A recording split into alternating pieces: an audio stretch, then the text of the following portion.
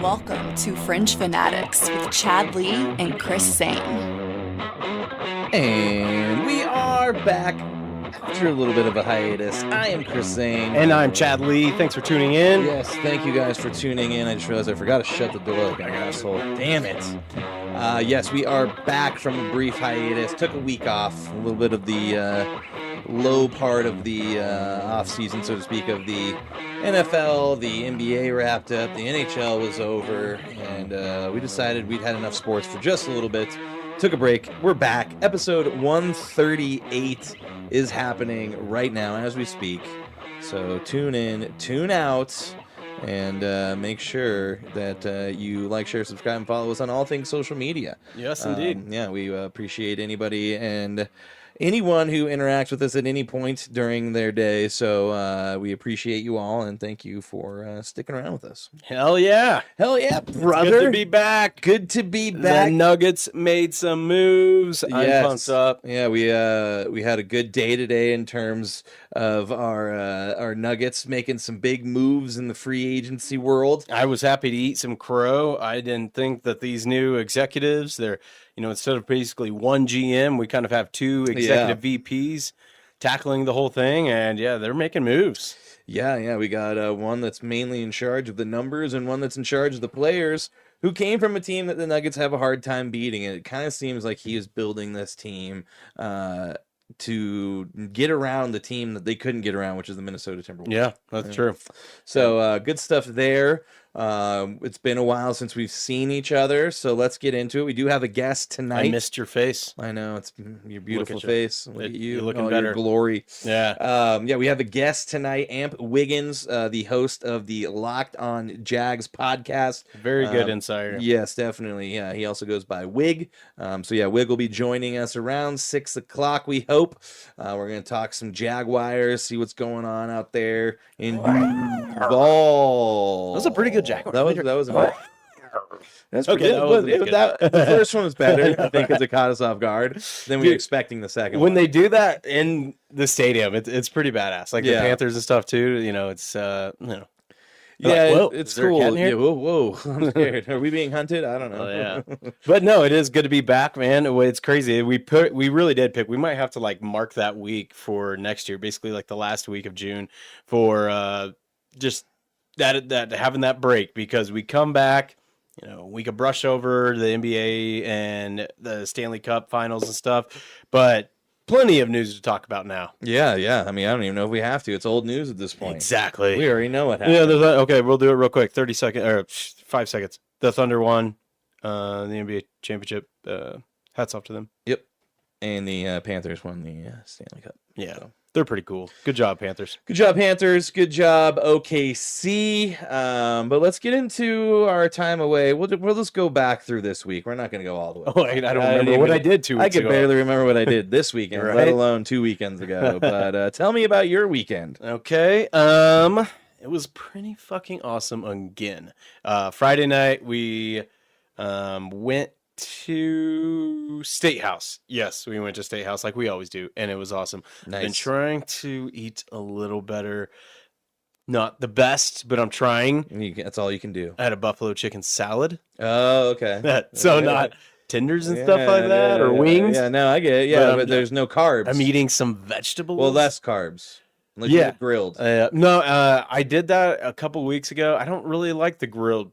The fried chicken in there. I like the grilled, no breading on there. Yeah, the problem with the grilled is, the fried is the breading gets soggy. Yeah, and it's like a hot chicken with a cold salad. It doesn't mix. I don't like that. So I did the regular one, and it was awesome. But that's what we did Friday night. Came back, got the fire pit going, had some drinks around that, listened to music, and then Saturday we went to Samir's housewarming party. Nice. I don't know if you saw from my Instagram story, but this dude is a smoke master, man. He had smoked brisket, smoked pulled pork, smoked chicken. It was a feast. Saw a lot of people I haven't seen in a while. Feast. It was a great time. It was really good to see Samir and Beal and Sarah. yeah, lots of good friends and really good time over there. It was a housewarming party. They live just right off 36, and they got a really nice place. It was really cool. Nice. Yeah. Then Saturday night, came back. We chilled for a little while because it was pretty hot. Then put on the Heat, fights. dude. Yep. It was really nice to like relax and just watch all these like barbarians beat the hell out of each other. It's one way to spend a Saturday night with a it's little how I have fun. sanctioned violence. Yes, indeed. You know? And the fights, best card I've seen in a long time. Yeah, this did seem to be one of the better ones we've watched in a while, so that was nice. Very pleased with it. Money well spent. And then Sunday, we made up a feast. We went to go see F1. Yeah. Oh, is that when you went to go see it? Nice. Yep. Yeah, it was a really I heard it's good time. good. It seems like it made a bunch of money this first weekend. 155 million its opening weekend. Yep. So that's pretty good. Yeah, pretty awesome, man. It's awesome to where it's a great love letter to F1.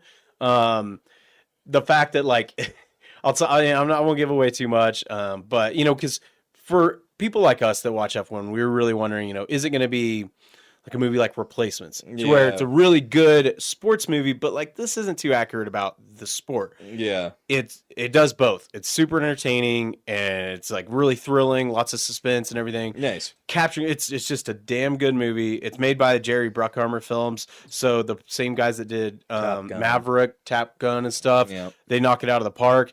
I even did see something that's pretty cool where I guess after this it kind of tempted Tom Cruise to go ahead and make Days of Thunder 2. Nice. And the maker of F1, like the director, I think it is, he wants to do a crossover with Sonny Hayes, Brad Pitt's character, in Days of Thunder. And Cole Trickle. Yeah. And it's like, that's perfect because this guy he was an F1 driver early in his career, and then he went off and did a bunch of like Le Mans and other stuff. Yeah. So it'd be awesome if they do that. No, yeah, that'd be a cool crossover. Yep. I mean, I do love Days of Thunder. You know? Oh, that movie was badass. Classic. Man. Yeah. Classic. What was the Robert Duvall? Yeah, that guy. He was. Oh yeah, Duuuval. Yeah, he was a great Duuuval. One. Again. But one thing I won't give away too much that I thought was pretty cool. Lewis Hamilton is an executive producer. I'm sure you've seen. And in the climax, like final race of the season, where things are like super tense, he's leading the race. Of course he is. It's like, dude, if I'm paid for the money, I'm going to do that too. I'm going to be winning. Yeah, I thought that was hilarious, man. And then there's another really good scene where Brad Pitt, Sonny Hayes, is holding up Max Verstappen, so his partner, his teammate, can try to like get up towards Max, and Max finally gets around him, and Max flips him off, and it's like, that's Max for you right there. That's great. Oh yeah, I know. I saw Max. They're like, "Are you gonna go to the premiere?" And I think he did go, but he's like, no, he went back home. Yeah. I saw. He's like, "Yeah, this is not for me." I loved his response, and it's pretty cool because the character in the movie, Sonny Hayes, reminds me a lot of Max Verstappen, who's a guy that doesn't follow the rules, a guy that doesn't want to be on the red carpet. And that was Max's quote, was like, I don't want to wear a suit. I don't want to be in the red carpet. I've got other things to worry about. Perfect example, and we'll get into it here in a little while when we cover F1. He got wrecked out of Sunday's race in the Austrian GP, and then turned on his race, the Spa 24. Yeah. It didn't even finish watching the F1 race, man. Well, it's already over. It doesn't matter. But I mean, at this point, they're out of it, Yeah. Like, so they're screwed at this point. But his drivers, his Red Bull, MaxVerstappen.com Racing ended up winning, those two guys. It's just like, Jokic. I'm sure if the Nuggets are beaten and he goes back to the locker room, he's not. Or if he gets, hurt or something, God forbid. I bet he's probably watching his horses race. Yeah, I guarantee you. He's not sitting there watching the game. He probably watched 0 of the NBA Finals. Oh no, I'm sure he didn't at all. Yeah. But yeah, it's a damn good movie. I highly recommend going to watch it. Definitely watch it in the theaters because it's. I wish we could have watched it in IMAX. The IMAX experience. Yeah, there's not one too close to us, dude. Do you know of any 4D theaters around? Because I really want to go to one, but I don't know if any. I didn't even know that existed. Yeah, 4D, man. They like spray water at you. You're shaking and stuff. Yeah. Yep. No, I don't. Well, but that would be cool. Find out. If I do, I'll let you know. I saw a video of someone watching the How to Train Your Dragon movie, and the comment was like, "I need a seatbelt for this movie because while they're flying on the dragons, it's like a roller coaster, man. Like that'd be fun, dude. Sitting there holding popcorn. I definitely wouldn't fall asleep in the movie. That's for sure. Yeah, I don't have that problem, man. I love going to the theaters. The next one we're gonna watch is Fantastic Four here in a few weeks. Oh, nice. That's coming up soon, man. Yep, it's fun to go to the theaters in summertime because it's so hot. That is a nice thing. It is super cool in there, so you don't have to worry about that. Yeah, that Brighton's got some good ones, man. Nice. Yeah, order the food ahead of time and just show up right there. Oh, nice. I didn't even know you could do that. Yep, AMC stubs, man. Got to get them Stubs, points. dude, get the stubs, man. Rewards. Get on the stubs. Yep, but that's cool. Yeah, how was your weekend? It's pretty good. Saturday, I had plans to do a ton of yard work, but my lawnmower died. Oh, no. The carburetor took a shit, so I just ordered a new carburetor and put it on. Do you have a riding lawnmower? Or? No. I thought you had a push mower, yeah. But, so I did a little, played mechanic for a bit on Sunday, but Saturday I just pretty much hung out most of the day. I didn't do too much. My sister was in town. Meryl was out with her friend on Saturday, so I was pretty much just hanging out at the house by myself. Kicking back, maxing, relaxing. Nice. But Sunday, my sister was in town with her husband. Well, yeah, they're pretty much married. And went and we had breakfast with them in the morning. Where'd you guys go? We went to Scalzado's. Oh, no way. For breakfast? Yeah. I didn't know they had breakfast. They do. Is it like Italian breakfast? Kind of. They had like a bunch of...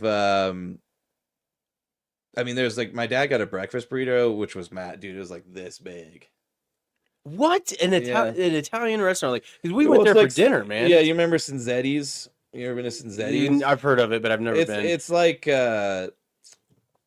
buffet Italian food. Yeah, yeah. But they have a pretty good brunch thing that they do. Which for what it's worth is really good in terms of price point and everything. But yeah, it was pretty good. I had some what did I have? Oh shit. I had like it's like when it's like hard toasted bread and they have like a bunch of shit on top of it. I don't know. There's a specific word for it. I can't think of it, and now I feel stupid. Was the food pretty good? It was pretty good. Nice. That was pretty good. And then we were gonna go eat at El Jardín on Monday. No shit. They're closed on Mondays. Oh yeah. So. Yeah, I think we're done with El Jardín. That's it. Yeah, but we do like Scalzado's a lot. I recommended that a lot of people because one time I went there and I got the lobster ravioli and it came with crab legs all over top. I mean, it was the most decadent meal ever. It was fucking awesome. Yeah, they're pretty cool. There's a little old lady waitress that my parents know. Well, that's cool. They've been there a few times, and she seems to always be helping them. So that's always the best. So that was pretty cool. Other than that, just taking it easy. Watched some of the fights on Friday or Saturday.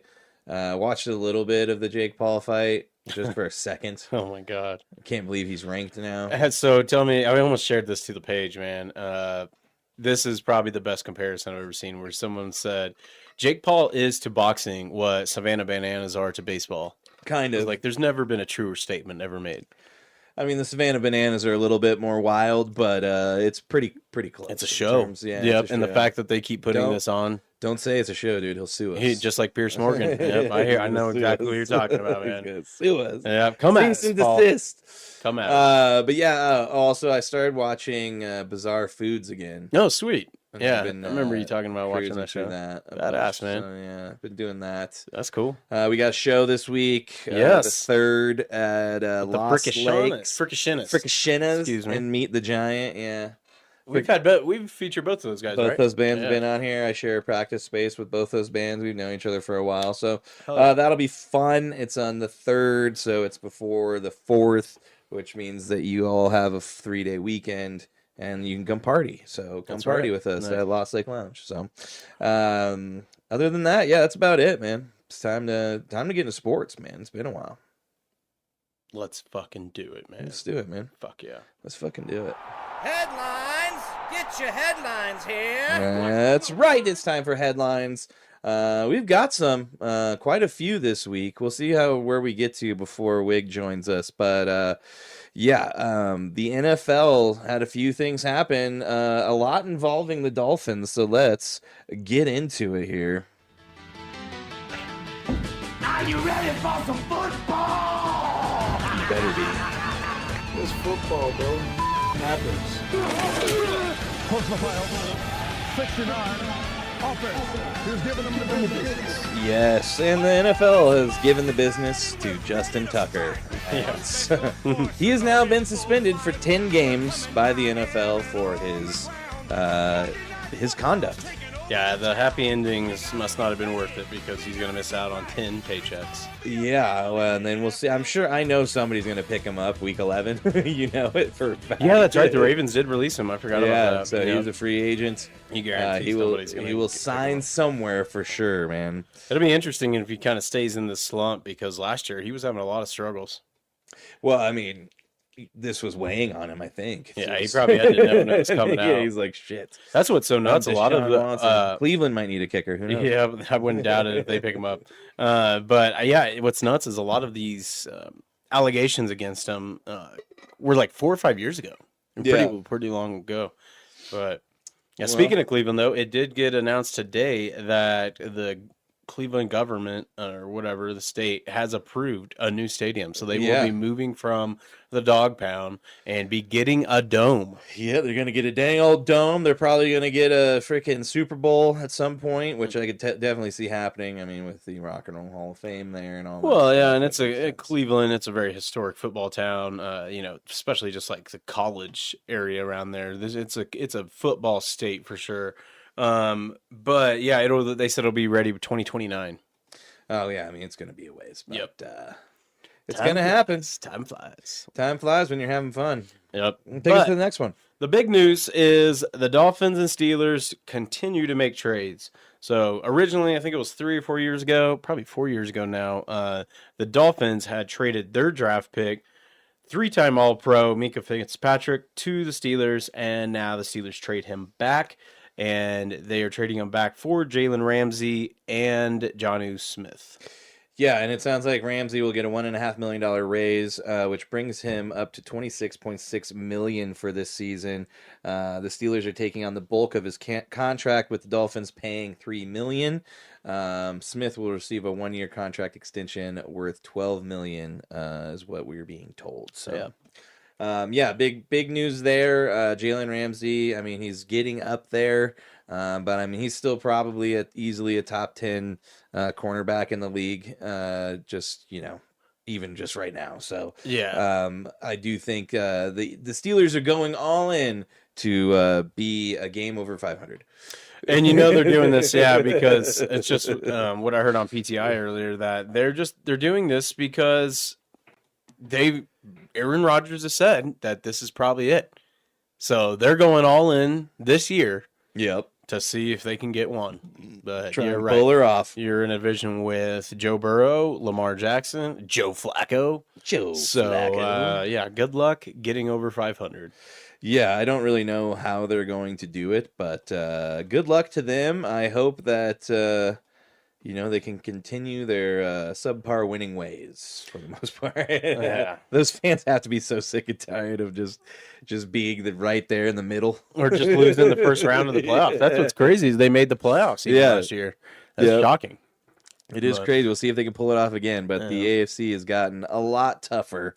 But another thing that has happened, the Mr. Darren Waller, the rapper, now realizing that wasn't going to work for him, has unretired and is now signing with the Dolphins. Mm-hmm. So they're going to get he's 30, but he was pretty impactful there for the Raiders for 2 years in 2019. When he was healthy. Yeah, he had a lot of injury problems. Well, and then it's like he said in that, I forget what interview it was. He was on a podcast or something, and they were talking about his time with the Giants. And he's like, they had me at fullback, doing run blocking for 3 plays in a row. And he's like, it was working. The plays were working. But he's like, dude, what am I doing? He's like, why am I playing fullback right now? He's like, so that's when he decided, he's like, I'm done. Yeah. I'm not going to do it anymore.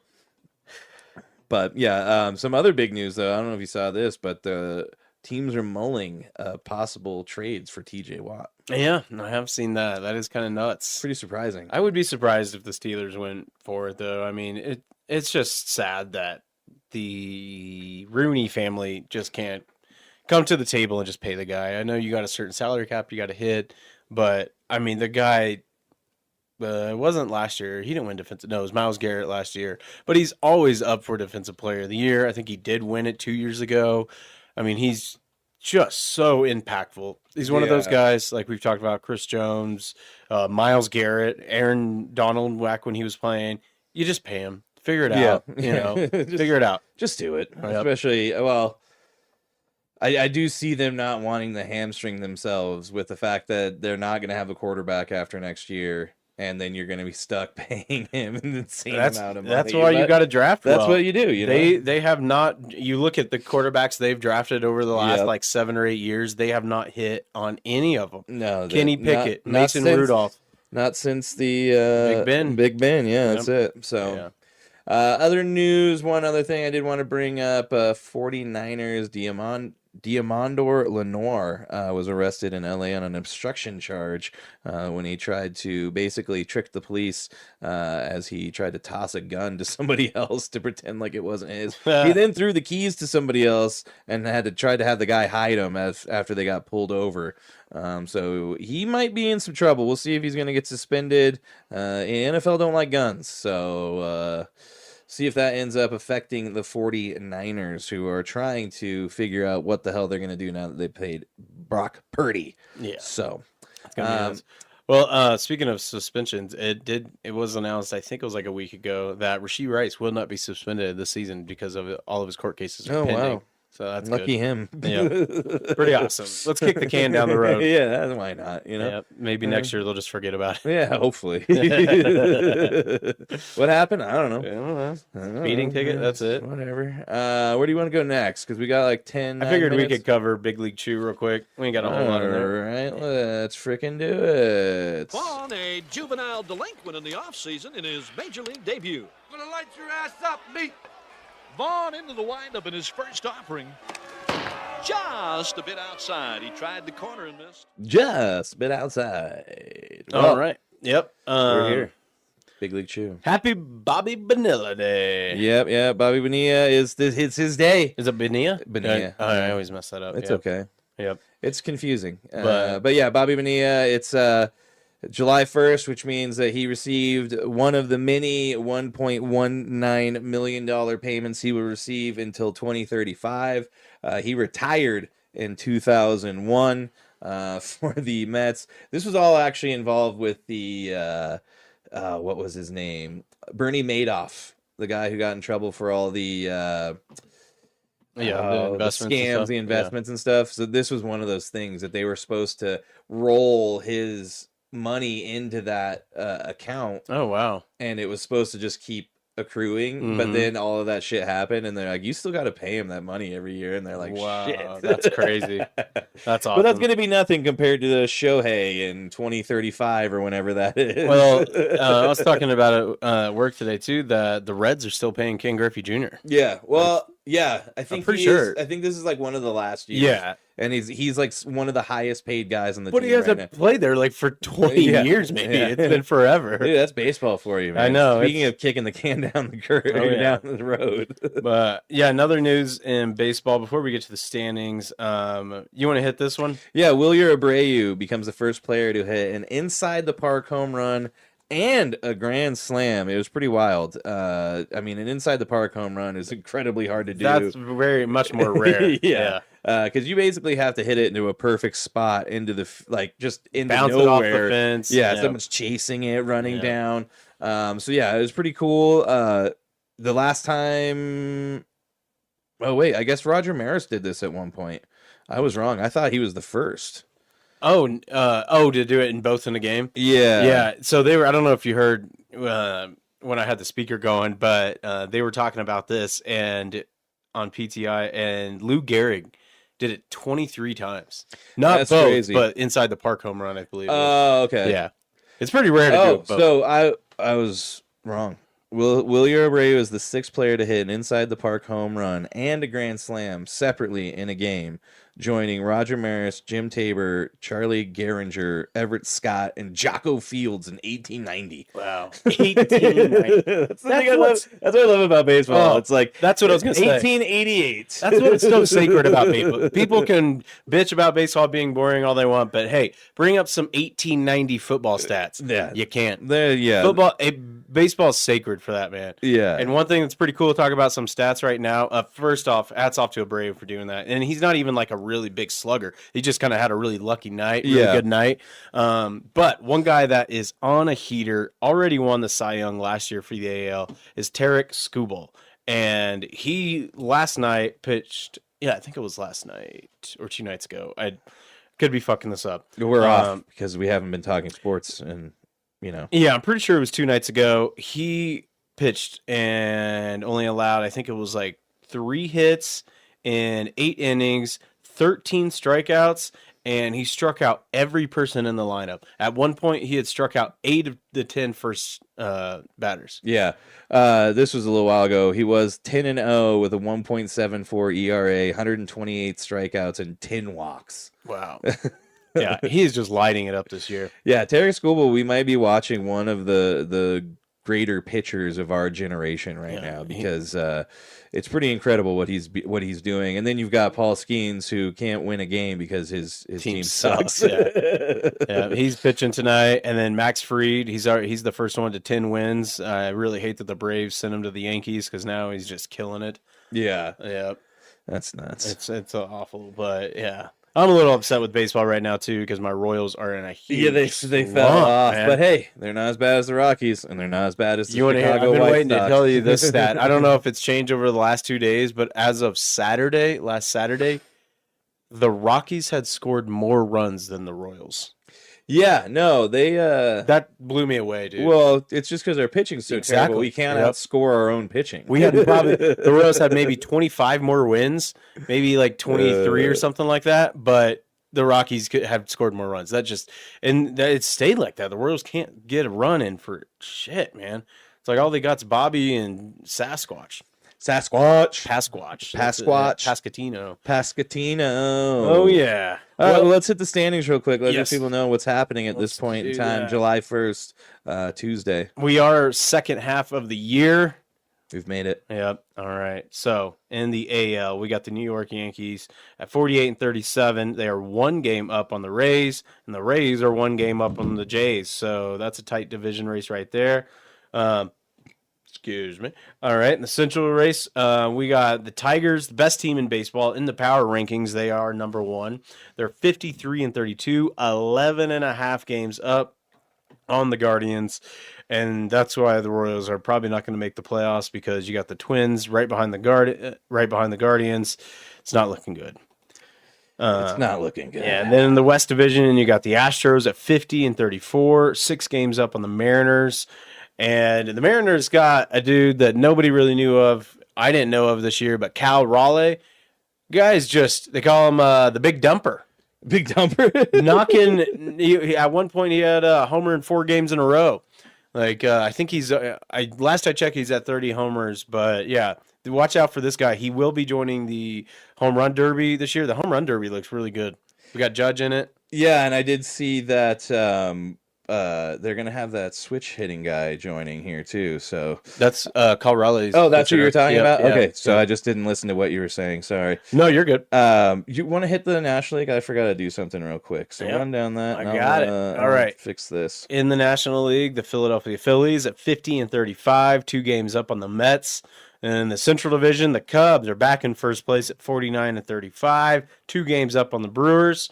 Then the Dodgers, of course, they're in first place at 53-32, 7.5 games up on their crosstown rivals, the San Diego Padres. And then down in last place, the Rockies at 19-65. Their run differential, -221. Oh, hey, they're coming back. Oh, we got Tony joining us right now. What is up, man? Can you hear us? I can. Can you hear me? We can. I'm trying to get my other camera. Oh, no, you're good. Yeah, that sounds good, man. How you doing? All right. I'm doing good, man. I think my laptop camera is connecting instead of my other one. Can you see us? I can see y'all perfectly. Okay. Y'all can see me too. Is this Yep. good enough for y'all? Yeah, no, everything seems chill on our part. Yeah, we're good. I'm just waiting for just a second. I'll hop over there. How you been, man? What can we do? Well, how are you doing tonight? We're doing good, man. Just it's 4:20 every day for me, but I couldn't be like that. I had to do this, but normally I'd be flying a spaceship in my neighborhood right now. That's awesome, man. Are you a barber? As I see in the background. I used to be. That's I cool, retired, man. yeah. So I Nice, host nice. one of my 2 shows I host. I do Locked On Jaguars, but I do Locked On NFL, and they call it the barbershop. So normally, if I nice. had my other, So let me see LeBron if I James get my- copied off you. Oh yeah, He didn't want to bring that I've been doing that shit before LeBron was even existed. Let me try to see if because the other camera looks better. All right. Let's see. Maybe I'll turn this light on a little bit.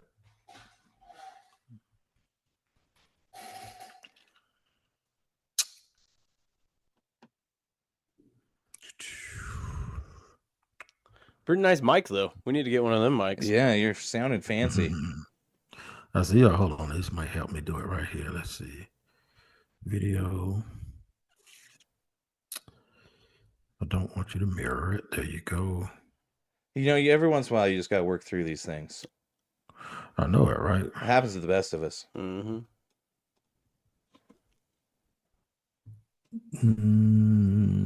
It's not letting me switch the damn camera. This one's working. You don't look that bad. That's cool. Oh, that's cool. Well, That's cool. all right. So for our listeners out there, this is Tony Amp Wigg Wiggins, host of the Locked On Jaguars, part of the Locked On Network, also does Locked On NFL, the esteemed Locked On Network, which has tons of guys covering football. Your podcast is great. I just listened to the most recent episode where you were covering Brian Thomas, and I have a lot of respect how you really drive in that it's not so much about numbers. The numbers that matter are the wins. And you were like 4-13 ain't gonna cut it.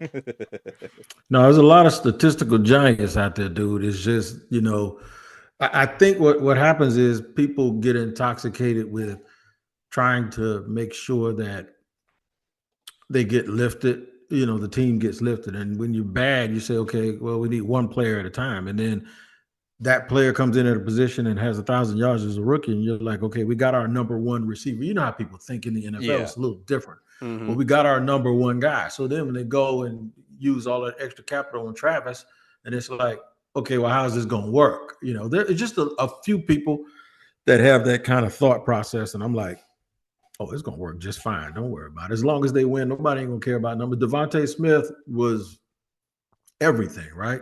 And in college for Alabama. Yeah. Then he goes to the NFL, first round pick. The next year they go and get A.J. Brown. Mm-hmm. Like, okay. Mm-hmm. Yep. It's good to have two pretty much number ones. That's key. Well, and then especially with Travis, you get the other side of the ball stuff as well. But how has that been with those two? Because I do feel like Ryan Thomas is a little bit of a different character than Travis Hunter. I feel like you've got Travis that's kind of like loud and brash out there on the field, and Thomas is all business. It seems like, you know what I mean. He's kind of all business, but he got a personal foul last year for doing the first down thing. Oh, that's dumb. That's I shouldn't even get that one. That is the worst taunting rule ever, man. Yeah, he's just not a dancer, man. You know what I'm saying? So he does his talking with his play as opposed to doing the talking, any other way. And I don't really think Travis is too much of a trash talker unless he's provoked. But Brian Thomas Jr. is used to that. He was overshadowed by Malik Neighbors. He should have gone higher, but everybody was thinking about Neighbors. It was almost very similar to another situation at LSU. Even though the two guys weren't in the same draft, people underdrafted Justin Jefferson because Jamar Chase was so good. Yeah. And Chase sat out that next year, and Jefferson was a rookie. And it's like, okay, if he could do that, what can I do? And he goes top 5, and he ends up being the highest paid receiver. But same thing happened. Same thing happened to Brian Thomas Jr. with Malik Neighbors, man. People were just, thinking so much about the other guy. They thought that what LSU was asking him to do was all he could do. And that's not the way that works in the NFL. And people have to understand that. A lot of slants, a lot of go routes, a lot of nines, 9 routes, post routes, go routes. He didn't do much else because, that's what their offense required. But You have to, in the NFL, when it comes to scouting, be able to look at a guy and say, okay, this is what he was asked to do, but what does his athletic profile say he can do? And that's what, that's why he translated very, very well to the NFL. Yeah, and I think you do see that a lot. Like, you mentioned LSU, those 1A, 1B guys. The 1B guys, I think, get the short end of the stick because I think a lot of people think they get the reps and the chances that they get because of the 1A being who he is. So it is nice to see these 1B guys kind of come into the league and be like, I was a 1A the whole time. It just, what do you want me to do? You know, I wasn't given the opportunities. I mean, especially when these schools recruit 5-star on top of 5-star on top of 5-star. So yeah, traditionally in the South, people struggle with that a little bit, to differentiate between 1 and 1A and college and all of that stuff. But like Washington, Caleb DeBoer, he had 3 guys get drafted in 1 year. And all of them, well, the one that got picked second didn't play well. McMillan was the 3rd pick. He played well. And Romo Doones did okay. Yeah. But see, even in that situation, it's like, just because you're one thing in college don't mean that when you get to the NFL, that's what's going to happen. Because sometimes it kind of flips and switches a little bit. It's a little different. Yeah, definitely. Yeah. Well, you guys did draft Travis Hunter, obviously, the multi-talented. So how do you feel after his mini camp? And, can you give us maybe a guess of how it might go this season with his play, offense and defense? Is it going to be 50-50? You think 70-30 offense to defense? Josh Hines-Allen was on with Rich Eisen yesterday, and he said he thinks he's going to play more on offense. I don't necessarily disagree with that. I think his importance will be equal on both sides because of his ability to make plays. My impression of him, now, mark this, I've been watching him since high school because I covered Florida State, and he committed to Florida State for a long time. So I've been watching him since he was a junior in high school. So what I saw at minicamp didn't surprise me either way, good or bad. And I'll go with the bad first. It's not really bad at all. It's just that I'm going to be honest with you. I've been doing this for 2 decades. Yeah. He's very narrow built for any NFL receiver at his height that I've ever seen. And so if I'm not saying I remember him from high school and I saw him at Jackson State in Colorado, so this is Travis Hunter, he's different. If I'm not saying that and I just go out there and walk out there, he would not have been the one that impressed me the most with his physical ability. Yeah. Because and people might be shocked when I say that, but maybe in college, you go to a college practice, there are guys that look different. The most different looking dude they have at wide receiver is Brian Thomas Jr. I mean, he had a play last year. We topped 22 miles per hour. He's 6'3", 215 pounds. So in terms of what you look for in that respect, no. But we know this is different. We understand that this is different. I know that he gained 20 some odd pounds in those 3 years that he was in college. So I understand that he's tough. I understand that he's wiry. So you can't get tricked. He is about as twitchy a player that I've ever seen. And what I mean by twitchy is just this way, that way, that way. And it's like effortless, whether he's on defense or on offense. So there was a play, he had worn a green jersey, which means offense in these OTAs.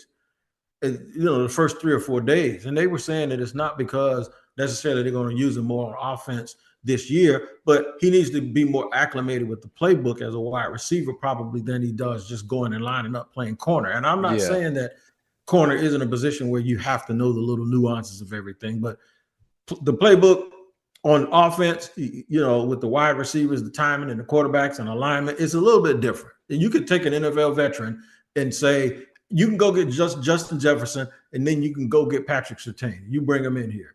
It's going to take Justin Jefferson a little bit longer to get acclimated to his new team than Patrick Surtain. Yeah. You could trade for a player at either one of those positions right smack in the middle of the season, and it might take him a couple of weeks to get out there as a wide receiver, but not as a corner. So that's what it is with me. It's just that he flipped the switch. They put a white jersey on him, and he goes out there and he guards the dude. And the technique is there, the T-step is there, the turn is there, the run down the sideline is there. He didn't let the guy stack him, reached up, almost snatched the ball out of the air with one hand. And I said, we drafted Batman. That's what we did. We drafted Bruce Wayne, man, because you're not supposed to be able to go from one side of the ball to the other like that on this level and in an instant be able to make a play without, suffering a little bit from your technique. And he didn't. I think I saw one play in minicamp where he was guarding a guy and they were kind of going down a go route, and he tips the ball, and on the ricochet as it coming down, he intercepts it. And That's the play I'm talking about. Yeah, that's the one. That's what I was wondering. And, it's yeah, just, and to put that in context, that was the first day he did anything on defense. Yeah. He'd been on offense every single day. So the first time they get, okay, line up Travis. And I know this dude's trying to make the team, and people were going, well, number 88 is a undrafted free agent. Look, at this level, that dude was probably an All-American at some point in college. Yeah, that's the thing. It's different. He's it's different undrafted, over but here, he's Jack. probably top 5 over. Yeah. So we're here in Colorado. This is where college superstars learn that they're going to be a good car salesman. So you know what I'm saying? Yeah. Like, welcome to the NFL moment can happen fast. Yeah, we've seen it with a lot of quarterbacks too. What were you going to say? So we're here in Colorado. So we watched a lot of CU Travis Hunter, and I will say there's just plays it's where the only thing that you can explain it where he makes it's just pure talent. And I know the guy works hard, but sometimes when he goes up and gets those balls, like I can't remember the team that he was playing where he caught it in the corner of the end zone. It's like, how did he catch that? Yeah, his body control is insane. It's just being able to twist and round. Like I don't know, the talent is just insane, and I think that will translate pretty well to the NFL. Oh, no doubt about it. There are some things in athletics that everything you have to work on, right? But there's some stuff you didn't get in the gym. Some of it you got in your mom's womb. And it's natural. And it's just like you can't really explain it. And I guess that's what James Gladstone, the GM, when he drafted him, he says he wants people that are intangibly rich, where they just come here and be nothing more than themselves. So the intangible, I had to look that up because everybody around was trying to figure out what the hell is he talking about, right? So to be intangibly rich is to be wealthy in things that people can't explain. And you can't explain it because you can't teach it, because you can't learn it. Yeah. And that's exactly what Travis Hunter is. So they're going to give him an opportunity to come in here and be themselves. Now, I will caution people about one thing. And this is, I always get the question, well, what do you think this is going to be? The Jaguars have said they don't know what this looks like, right? He could be outrageously successful as an athlete, but never be one of the 5 best wide receivers or 5 best corners because he's not full-time. Yeah. So the person that I want to, if I ask you about Reggie Bush's career, you won't say he's a bust, but you also can't tell me that he ended up being what you thought he was going to be. Yeah. Right? So with Travis, you get that on offense and defense. What if he's a guy that in his career only gets 1,000 yards 4 times? And what if he's a guy that ends up with 25 interceptions? You realize that would be like the most phenomenal thing on earth. Yeah, just to say that stat line. That's like Shohei Ohtani, pretty much. Yeah. Right, but because he's not a full-time player, like a Tony, at some point there may become a point where he has to make a decision. So this is why I say the numbers don't really matter. Mm-hmm. If the Jaguars win 12 games and they are a dangerous team, and Travis Hunter has 58 catches for 900 yards and he has 4 interceptions. That's an insane year. but one of them is a pick 6. Yeah. In a big game, and then he returns a punt in the wild card where he fumbles the punt, picks it up like Dion did, and Deshaun Jackson, and he runs. So it's the moments. That's what's going to be the key. Yep. It's going to be the moments. If you look at Devin Hester did not have great stats. Yep. It was the moments. It's when he did things that made things so impressive. And then when you add that to winning, it almost says that if you do deductive reasoning, that if he was on another team, he could get 1,500 yards receiving just like that. He could get 10 picks just like that. But when you add that to Brian Thomas Jr. and you add it to winning, it may not come out to be that way. One thing and we can move on from Travis because we could probably spend, who knows how long on it. But the one thing that kind of, I think, encapsulates what you just said was that goal line stance at Colorado when he had that fumble on the goal line. And it was, people had just been talking about how, he doesn't tackle. He doesn't hit anybody. He doesn't tackle. And then a key play of the game, the game's on the line, he's the one that puts his head in there and knocks the ball loose. And he is that guy who just, in the moments when you need him the most, he's going to show up. Yep, and that's just hard a to define. competitor. Yeah, It is hard. It's very, very hard to define. And you got to think about it. There's a lot of great corners that don't get a lot of receptions. I know Coach Prime and Asante Samuel were going back and forth. I watched those games. With all due respect to Asante Samuel, he should be arguing for himself to be in the Hall of Fame. I saw people they wouldn't even throw the ball towards. How you gonna get stats when nobody throws the ball because they're scared?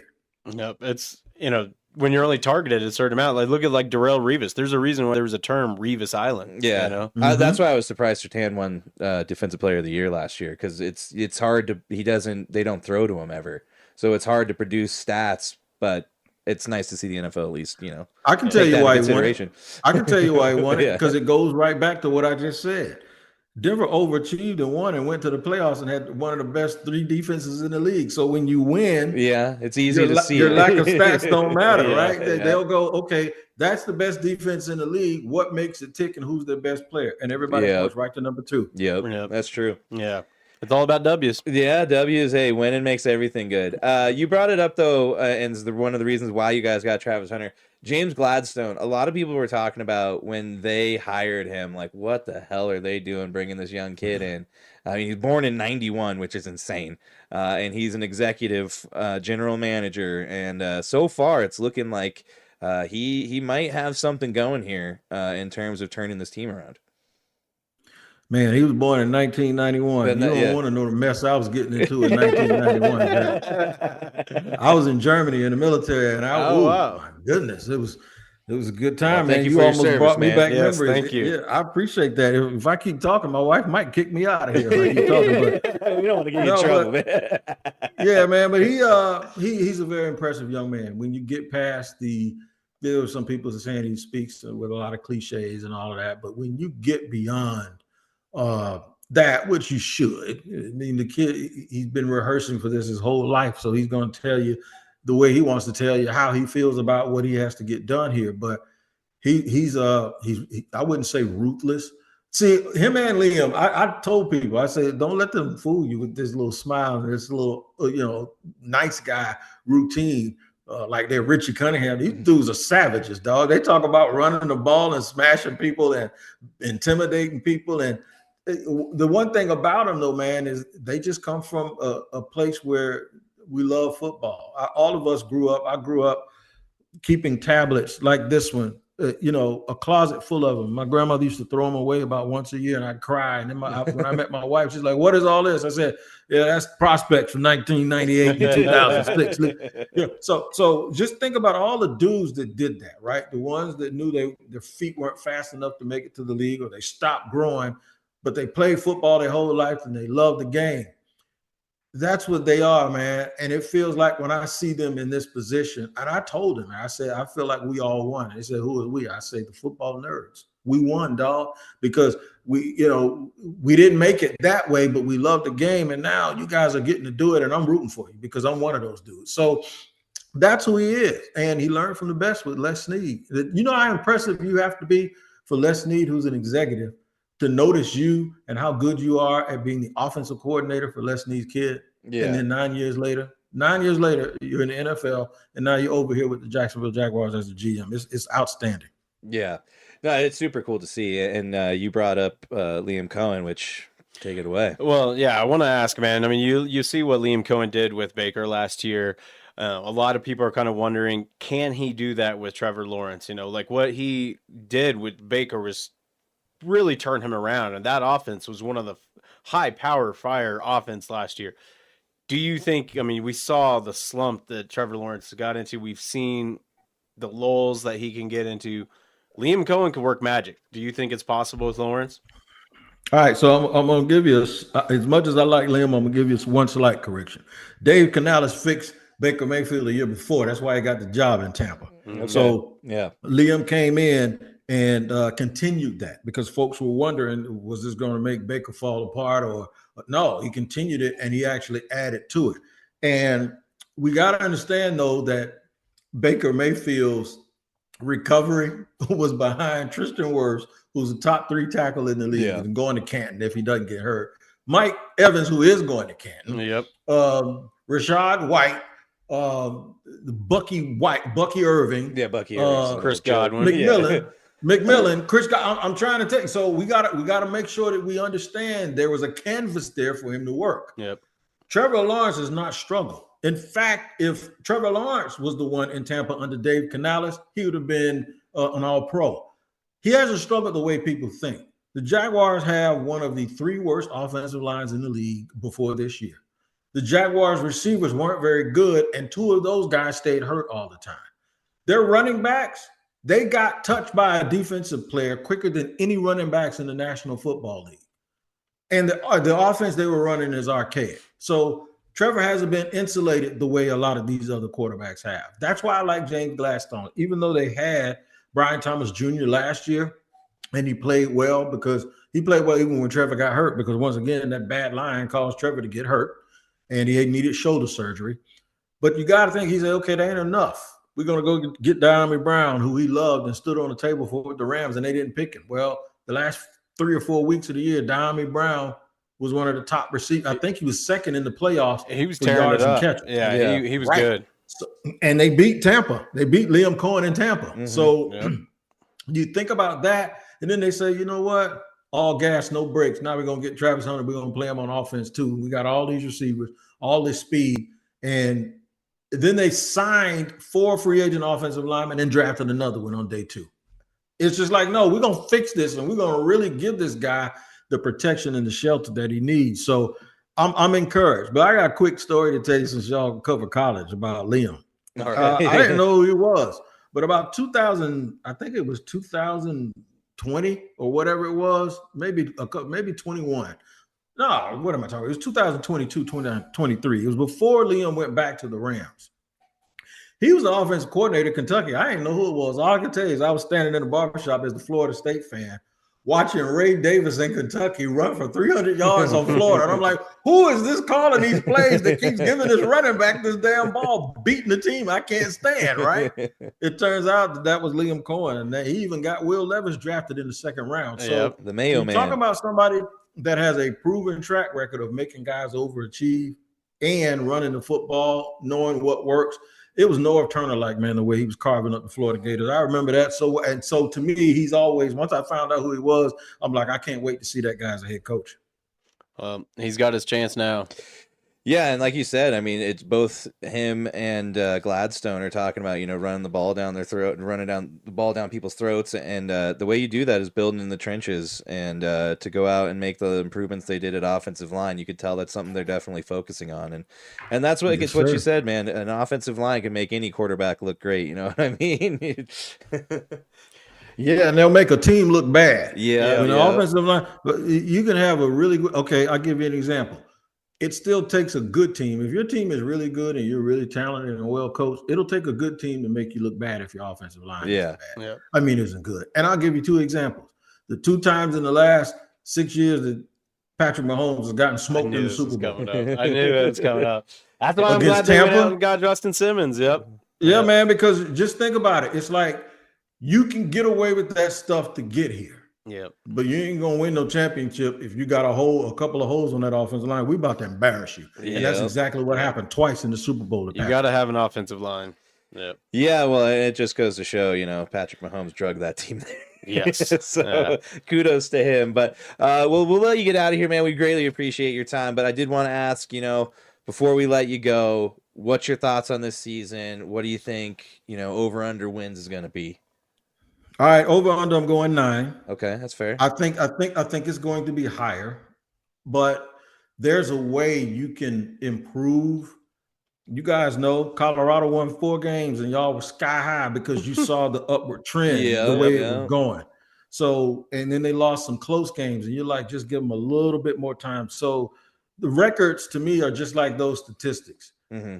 You can have a good record and still look down at the piece of paper and see, okay, this guy's got to get paid. He's got to get paid. He's old. So you can have a good record in the NFL, and guess what will happen? The next year you'll stink because all it takes is one injury. Catches up. or all these things catches up. Dudes start asking for money. Somebody ends up on TMZ for some ungodly reason. It just doesn't take very much, right? Yeah. Well, because they're only 53, and look, the variance between the best player and the worst player in the NFL is small. Not if those first 5 or 6 dudes, though. Those guys are hard to replace. Yeah. So I'm going to say 9 because I think the roster they were better than a 4-win team. They just kind of checked out on the old regime.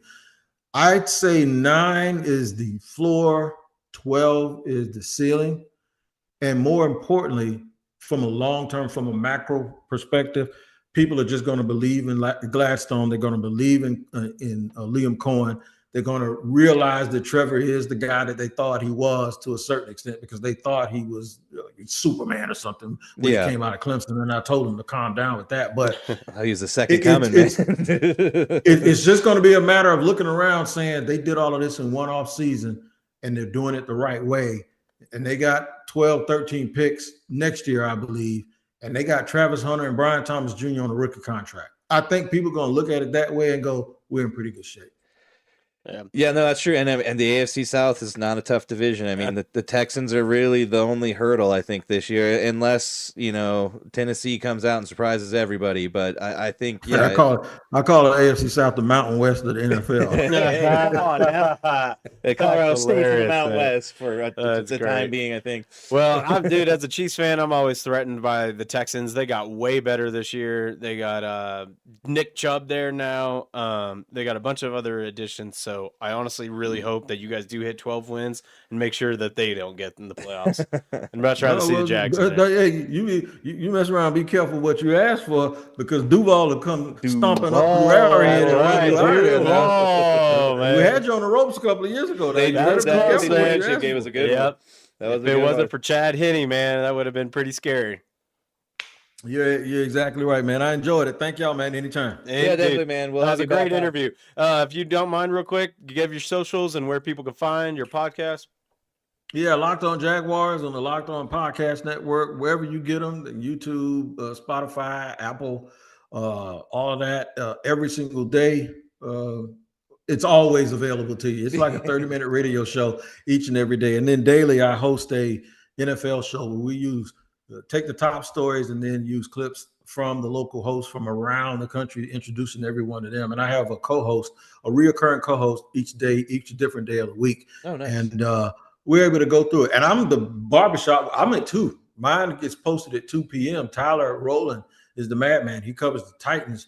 He does the AM show. So anything that happens overnight, he gets it. And usually breaking news in the middle of the day, I get it. I'm glad I don't have to report about baby oil because I heard it's a verdict up in New York. And see, I ain't got to talk about that kind of stuff, man. Did he? Yeah, man. Oh, no. No, I ain't got. When I say breaking news, I mean like Jalen Ramsey getting traded. Yeah, Not that other kind of stuff. No Diddy parties. Sports. No freak offs. Yeah, that's right. Wigg, man, thank you so much for joining us, man. It'd be great to have you on in the future, man. That was an awesome interview. Oh, man, no doubt. I appreciate it. Good job. Thanks, man. You have a good rest of your night, man. All right, we're out of there. I did see on the way home the verdict came out. I didn't see on the way home. That's all I had seen. That what is it? Keep deliberating, I guess. Oh, partial verdict. I don't even know what that means. That means, I guess, he's partially guilty. They haven't reached a full verdict yet. Judge asked for more deliberation.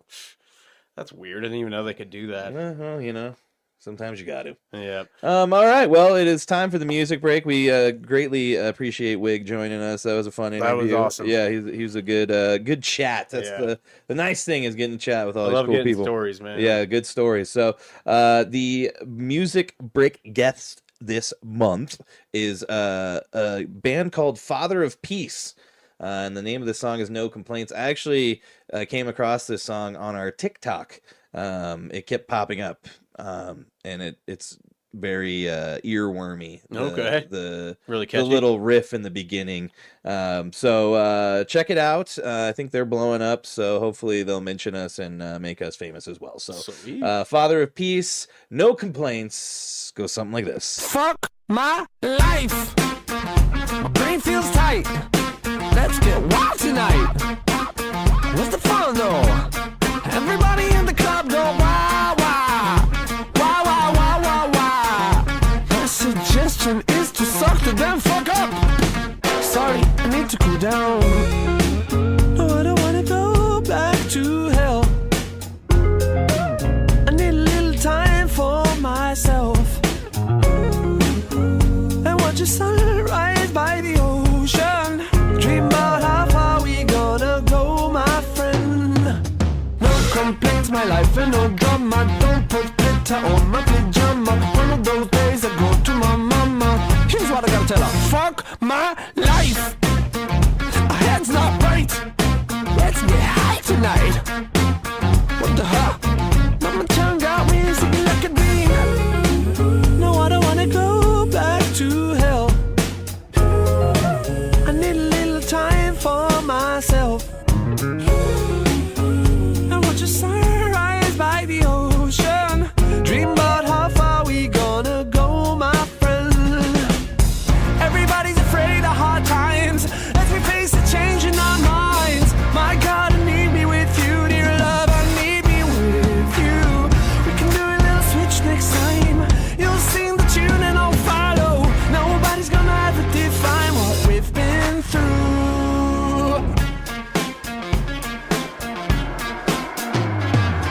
No complaints, my life and no drama. Don't put glitter on my pajama. Sweet and savory and exciting. You and I, we might do the right thing. No complaints, my life and Just no heard drama.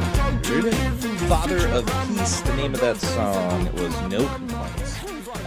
Like I was telling Chad, it's definitely an earwormy song. You get that riff just kind of gets stuck in your ear, and then you're driving on the road going.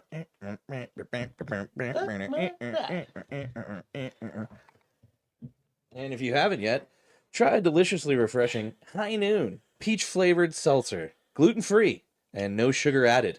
Yes. It's delicious, refreshing, and perfect for a hot summer afternoon. Cheers to you. We're back Cheers at it. Indeed, we're back at it. Plans keep going weekly, Yep. every week, Yep. until the foreseeable future. Until we die. Pretty much. Well, or the world ends or something. Speaking of things on the up and up, I forgot to mention this. I talked to Mr. Gregory Maher. Oh, yeah? On Sunday? Saturday? Like on the phone? Yeah. Oh, wow. Or was it Monday?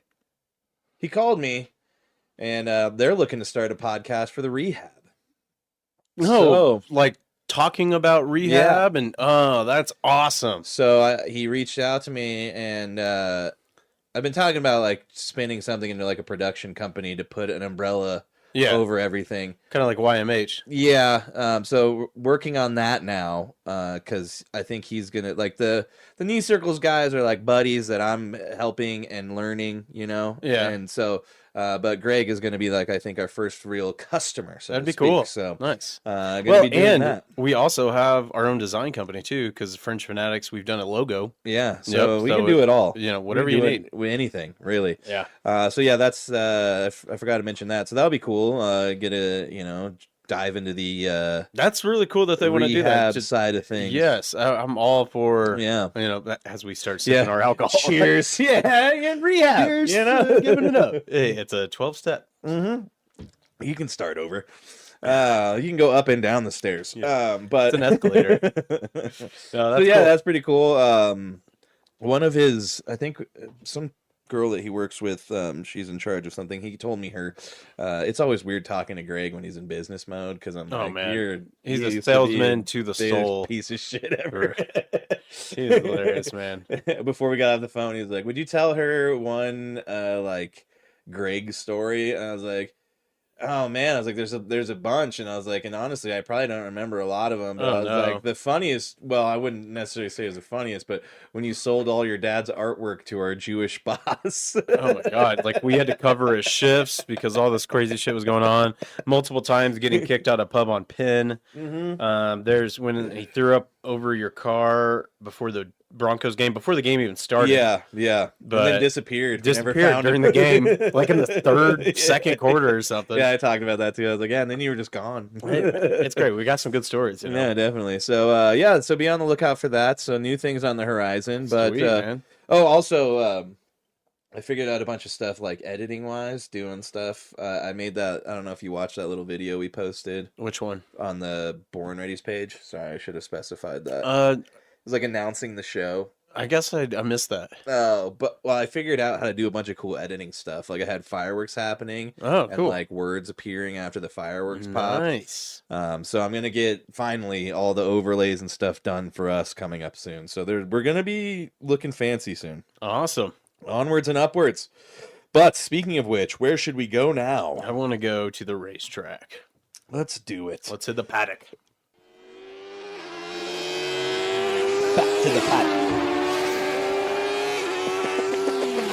Well, I knew it happened, but after that movie, I am more thrilled about F1 than ever. Did you? I'm sure you watched Sunday's race. I watched the majority of it, but like halfway through, we had to leave to go to breakfast. Oh yeah, and I was like, it's over. Yeah. I was like, it's either going to be Lando or Piastri. I know. Dude, when I saw, because I was starting to cook breakfast towards the end of it, and they were ahead. Those two drivers, the gap between Piastri at second and then Leclerc at third was 37 seconds. Well, he caught up because it only ended up being 19.8. Yeah. I think they were like, let's be nice. Let's not make it so embarrassing. But yeah, so we had the Austrian Grand Prix. What is it? The MCS Cruise Line Grand Prix. Lando Norris got the pole and ended up winning it, made up for his mistakes in Canada. And McLaren, I think this just seals it. It's not going to be a 3-man race for the Drivers' Championship. It's clearly going to be a 2-1 now. Between Piastri and Lando. So the race starts off in the first lap or second. I can't quite remember. I think it was the second. Yeah, Kimi Antonelli wrecks Max Verstappen. He said he lost control of his rear wheels, kind of made a mistake, rookie mistake you can maybe call it. It happens. Sends Max, retires him, and that's the first time Max hasn't accrued any points in 31 straight races. That's now third. Lewis Hamilton holds the record with, I think, 50-something, 57, and then Max is second at like 48 during his 4-year gap or 4-year run of winning. But yeah, this is the first time that he hasn't, 31 races. That's insane. But I think he was pretty happy about it because he goes to watch the Spa 24. Yeah, which you told me his team was racing in. So yep. I won. I went and walked my dogs, and I watched the light turn green as I was walking out the door, and I was like, nothing's gonna happen. And then I get back from walking the dogs, and Max is walking back to the paddock, and I was like, what the fuck happened? It's so nuts. And it's then always Chad. I was like, what happened? He's like, Antonelli wrecked him. I was like, oh shit. Yep. It's crazy, man.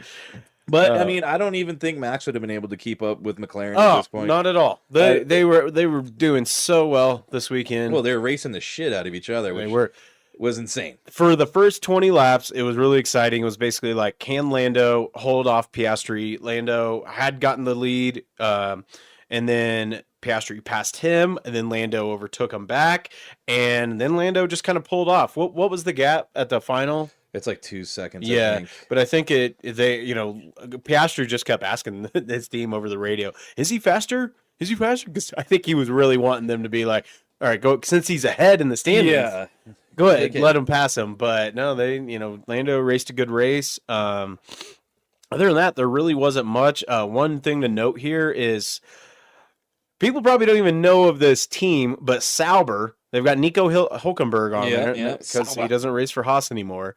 But speaking of, before I forget, because Haas has Gunther, who I don't think Gunther is the team principal anymore, right?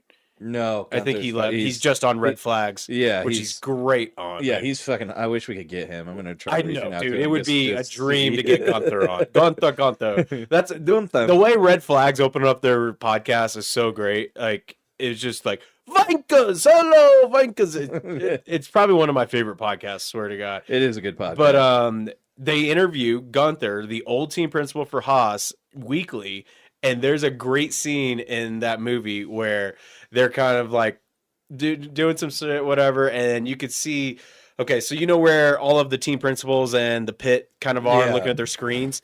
Gunther looks back at him like, what the fuck? And just, the team principal for Brad Pitt's team kind of like, what the fuck, man?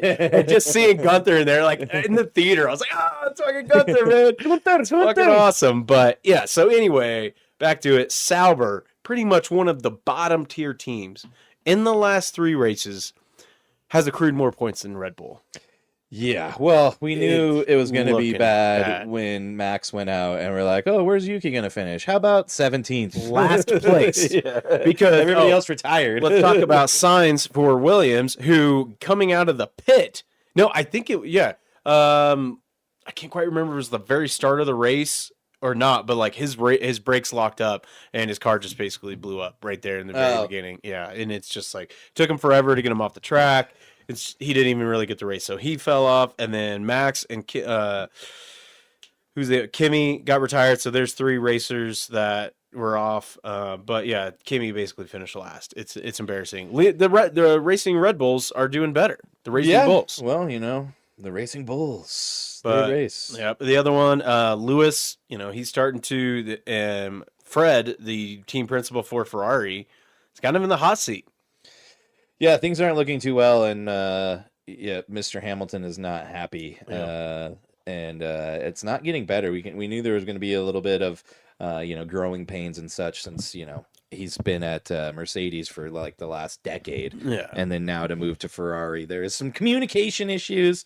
But what are you going to do? Charles Leclerc's still running pretty good. They both finished right behind each other. Yeah, they did pretty good this race. But I mean, he was still almost 10 seconds behind Charles. Yeah, he still hasn't finished ahead of Charles, I believe, in any of these races. Yeah, well, I mean, and then in other news, I mean, McLaren, I love to see it, but they're going to have a real issue here soon between these two guys. Yeah, what? Let's hit the standings and see where they're at. Because I'm curious about this. I don't know. Let's talk about the standings real quick. It's a close race. So Piastri is ahead, 15 points, 216 to 201.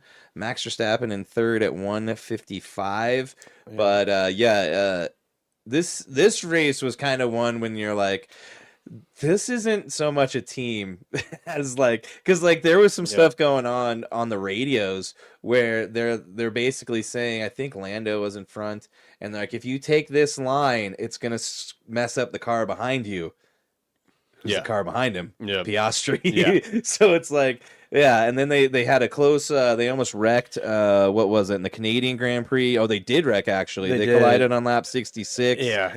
Leclerc even said in the cool down room, he was like, I can't believe he even admitted this. He was, I was kind of hoping you guys would take each other out. He's honest. Yeah, why not? But they need to do something about these blue flags and trying to get these other cars that they're lapping to really get out of the way, because it wasn't Bortolello. I can't remember his name, but he. Oh, when he almost cut in front of. He almost wrecked Piastri, and it was like seriously with like 5 laps left to go. It wasn't Bortolello.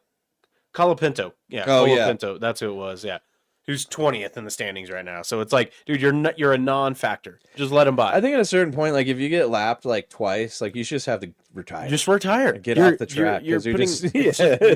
That's what the red flags guys were saying. They're just like, they need to figure something else out because they're holding up the rest of them. It's insane that like you're getting double lapped.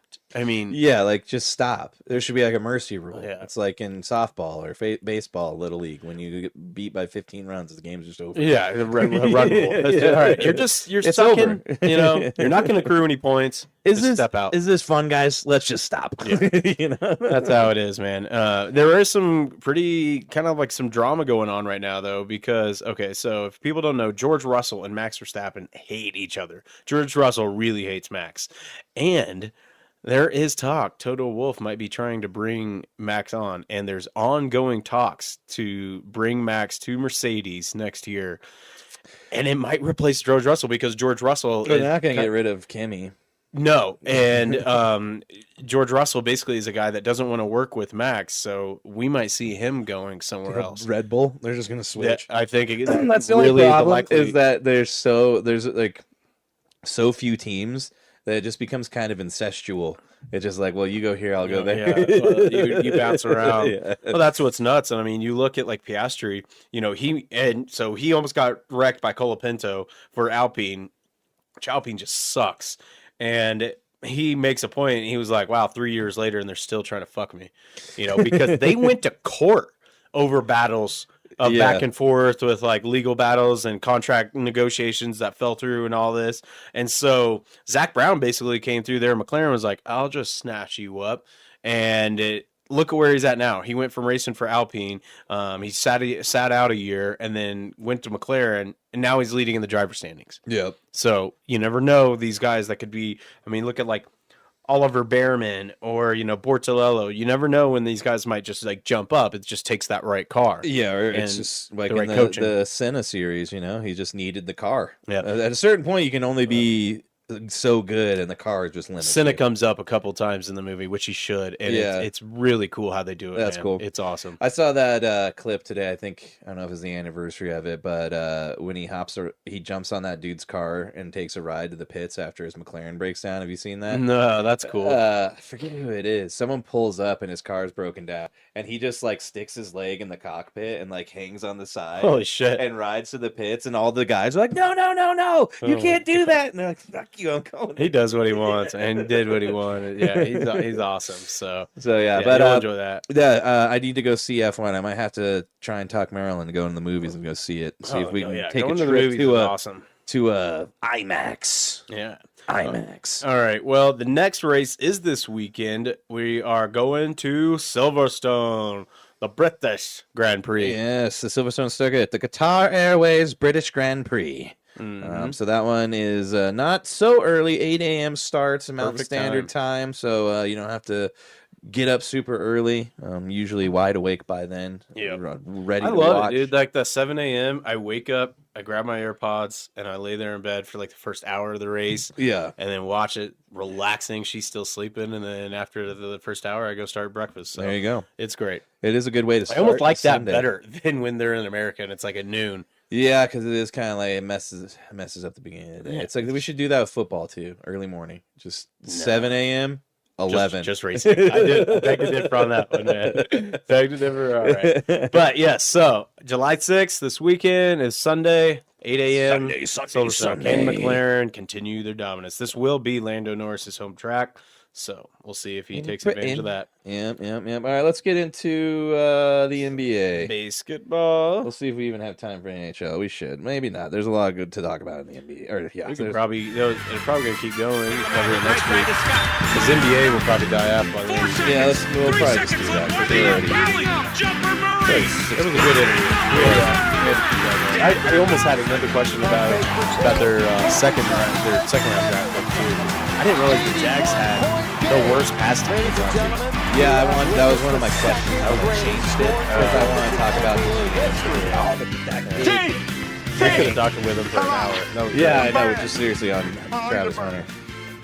But anyways, if you hear us talk over that, but hard in the paint. Let's go hard. Let's get hard. It's basketball season's ended, but the rotating of players has not, and it's been an act. God damn, if NFL could just be as exciting as this, they could really have a lot of shit going on for them, man. It'd be great. But the NBA, these players move around quite a bit. Man, we're going to just try to pick some big ones, but... Well, let's start off first of all. Shai Gilgeous-Alexander now has the richest contract in NBA history. He agrees to a supermax extension, 4 years, $285 million, $71 million per year. It's the richest contract in league history. Last year, he'll be making 80 plus million dollars a year. It's pretty wild. Yeah. But we knew it was coming. I am interested to see though, because this is how it happens, man. The mighty fall quick with these aprons, because now they've paid Shea, and next up is going to be Jalen Williams because he's now qualified for a supermax because he was All-Star and first team All-NBA. Oh, so now he gets a supermax. He was first team? Yep. So that's 2 supermaxes right there, and you're not far off of the Nuggets. Yeah. But speaking of the Nuggets, man, we're going to probably go a little homerish right now. Deal with it. They done made some magic happen today. Yep. Yesterday and today. They I mean, we all thought that they were crazy having 2 guys in the front office, but these 2 guys have... hey, look at us. Some people run a podcast with just one guy. Yeah, what are you doing? Sometimes it just it takes a tandem. Yeah, so Ben Tenzer and I'm forgetting the other guy's name right now. Damn it. I don't know, but they went out. Jonathan and Wallace. They traded MPJ. Let's give a quick little hats off. MPJ. Thank you, sir. I was frustrated with you. You caused me so many headaches and losing my voice by yelling at the TV for years, but thank you for getting us a championship. You played through injuries. Yep, the dude battled. He did. But I wish you best of luck in Brooklyn because we got Cam Johnson. A lot of people are saying he's better defense. Better defense. Not quite as good a shooter, but, we'll see in our system. The thing is, though, is that he creates shots. He's not a pick and pop guy like what Porter got stuck being. A little bit of a better ball handler. Yep, he better defense, as Chad mentioned. So this is a huge thing. Not only that, it freed up $40 million for the Nuggets, putting them below the cap. But now with all these moves, they made a couple more moves today. So a huge signing. Jonas Valanciunas. Yep. I almost said his name wrong. Jonas Valanciunas basically traded straight up for Dario Saric, who played no minutes last year. I mean, you could probably count on two hands. And what is he making? Like $5 million? 5.6. Yeah. Didn't contribute at at all. Waste of a roster. So he goes to Sacramento. Straight up trade. Jonas comes here. It does sound like now this. They also got Tim Hardaway Jr. Sounds like they're going to turn this into a 3-team trade. And it's going to be re-ratified as a 3-team trade with these 3 teams to make the money all work. Because technically, the Porter trade could not have happened with any other team other than Brooklyn because of the fact that they were so below the apron that they were able to absorb more money. Yeah. Normally, you have to go if Porter's making 38, the other guy's got to be making 38. So it has to equal. So the Nuggets finesse some shit, and that's why I worked with Jonas because I think they absorbed his salary. Yeah, something like that. And then it's just pretty incredible. And then they get Brucey Brown back. They bring him back. The prodigal son returns on a vet minimum. What a nice guy, man. Yeah, well, he went and made $40-some million over 2 years thanks to Jokic. So why not come back? Let's run it back. Yep. Bring the team back together. Sans won. MPJ is gone, but I'm pretty excited about the Tim Hardaway man. He's a sharpshooter. He's a sharpshooter, and he's a pretty good defensive guy as well. But the depth has increased. We got rid of one guy and got 3. It's pretty awesome. It's insane, and we got room for one more too. We got room for one more. There's talk they might not use it, and we got Deron Holmes coming back next year. That's it. Yeah. Really good draft pick that didn't get to play because of a torn Achilles. We need bigs. That's what we need. So yeah. So big that's huge news there. Other news. We'll run through and skim through the rest of these. We've got right away a little bit of drama with LeBron here. He opts in, but now it sounds like maybe there could be some drama with him not staying because if the team's not aligned with him trying to win another one, then he might move on. Leave. Yeah. So interested to see what happens there. Austin Reeves is expected to maybe sign somewhere else. Here's some big ones. Memphis Grizzlies, Jaren Jackson agreed to a 5-year, $240 million max renegotiation extension that includes a player option in the final year. That dude's awesome. He was up for player of the year, the defensive player of the year last year. Really good signing there. The other one's Jordan Clarkson. He signed with the Knicks, I believe, right? I think so. Yeah, I'm trying to run through these. I saw the. It's hard when it moves on you. Another big one though. Dorian Finney-Smith. Yes, that's a big one. Signs 4-year deal with the Rockets. The Rockets got a lot better. Rockets got real good. Yep. They got Kevin Durant now. Dorian Finney-Smith. Chris Paul was there. I think he's going to leave though. And we'll see where he goes. There was talks, maybe the Nuggets. Chad mentioned Clippers or Suns. That's where he's wanting to go, I guess. But that was a huge one, especially for, with Sengun and everybody. Houston was kind of the sleeper team in the playoffs, and they got significantly better. They just signed Clint Capella to a 3-year, $21.5 million deal. Has agreed. I thought he went to the Kings. You're right. The Knicks did sign Clarkson. Yeah.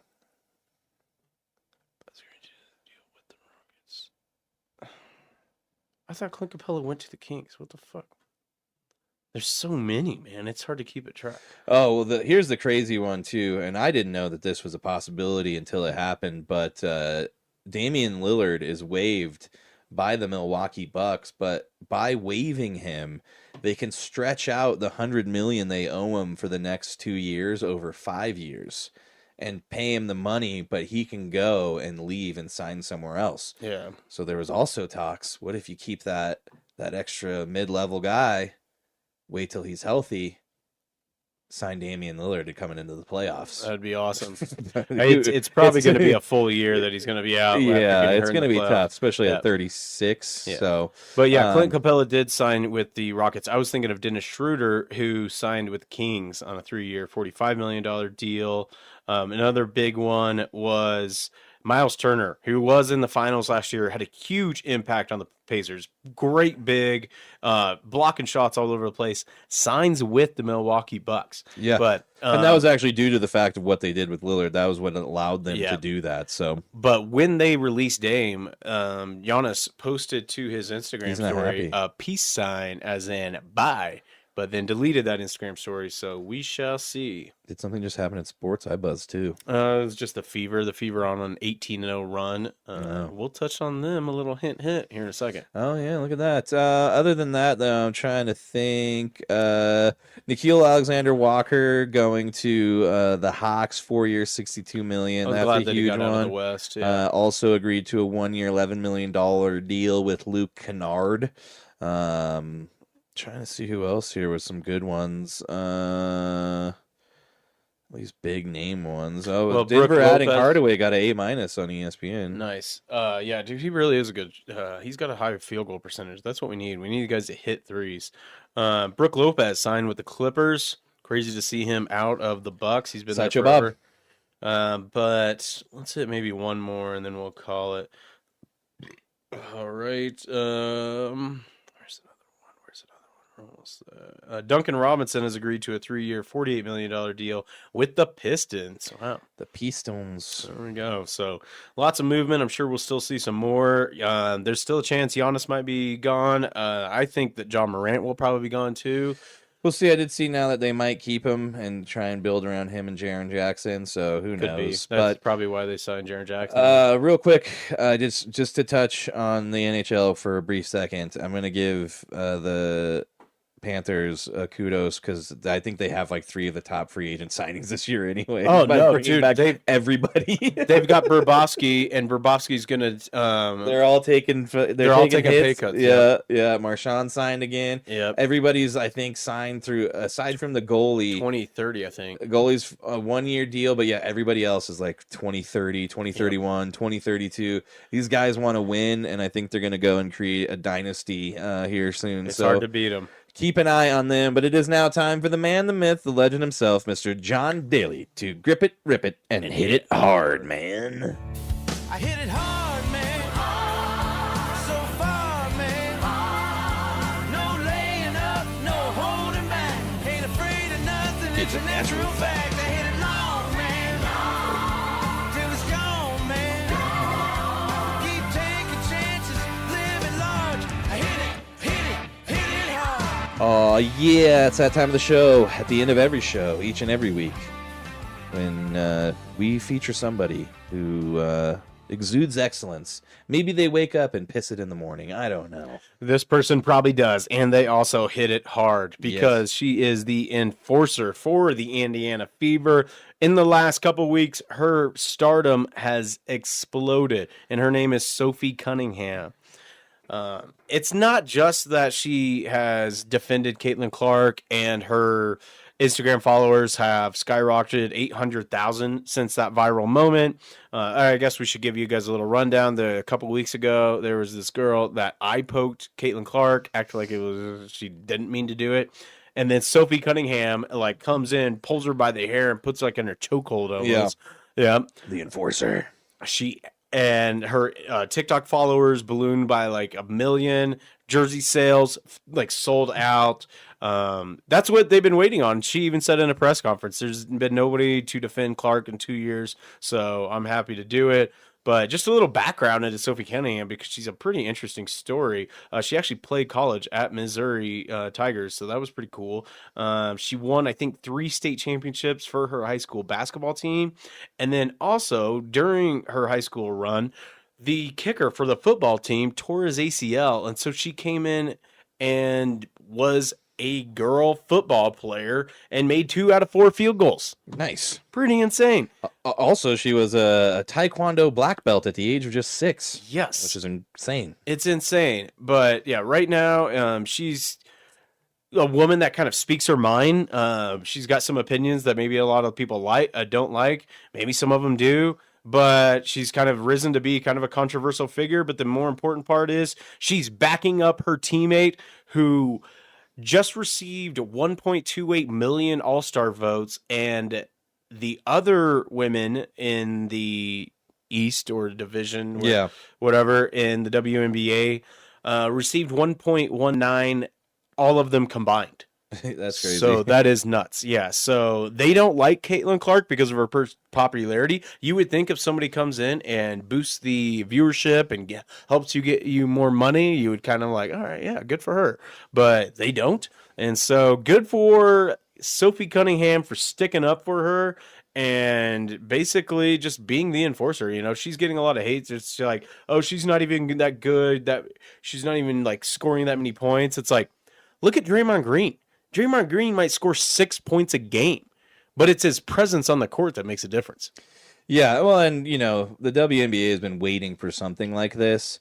I mean, that game when that happened, I was like, oh, shit, I might watch some WNBA now, you know? Like, it kind of, it gave you something to watch. Because, I mean, you know, a lot of people are like, oh, just, you know, like fundamental basketball, that's all it is. Like, well, that game had some gusto to it. Yeah, there was some serious stuff boiling over, and it was good to see. I think it kind of made people realize, like, oh shit, like they actually really care about this stuff. I don't know. Yeah, I think a lot of people don't think they do. I don't know. Yeah, but they certainly do. Paige Beckers has been balling out so far. Her numbers almost mirror Caitlin Clark's rookie season for the Dallas Wings. The Dallas pro basketball teams just keep getting #1 picks. Yeah, why not? Yep. But yeah, hats off to Sophie Cunningham for sticking up for her teammate and being the enforcer. Looking forward to seeing how the rest of her season goes. Yes, I'm interested to see as well. So it's good to see her getting the notoriety she deserves. Oh, it's true. But it's that time of the show. I did want to leave you guys with one thing. If you have a child and you're thinking about getting them into sports, put them into soccer or golf. Because you will make a lot of money. Cristiano Ronaldo just signed a monster 2-year deal with Al Nassr with $235 million per year. 135. That is more than Stephen Curry, Nikola Jokic, Giannis Antetokounmpo, LeBron James, and Victor Wembanyama combined. He was the highest paid athlete in 2025 already, too. So it's crazy. That bread, man. But we love you guys. I love you, Chad Lee. Thank you again to Wigg. Cheers. Thanks to Wigg. Cheers to we'll you. catch you guys later. See you next week, Knucklehead. Bye.